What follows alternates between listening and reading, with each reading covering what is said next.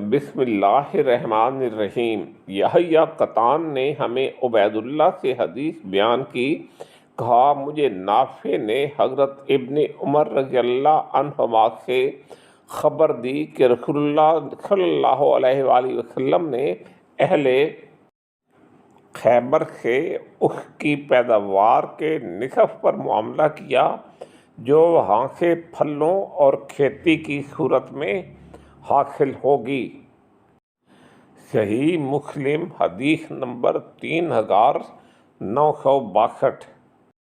ابو عوانہ نے قتادہ سے اور انہوں نے حضرت انس رضی اللہ عنہ سے روایت کی، انہوں نے کہا رسول اللہ صلی اللہ علیہ وسلم نے فرمایا، کوئی مسلمان نہیں جو درخت لگائے یا کاشتکاری کرے پھر اس سے کوئی پرندہ، انسان یا چوپایا کھائے مگر اس کے بدلے میں اس کے لیے صدقہ ہوگا۔ صحیح مسلم حدیث نمبر 3973۔ آپ سے ریکویسٹ ہے کہ میرا چینل سبسکرائب کریں۔ شکریہ۔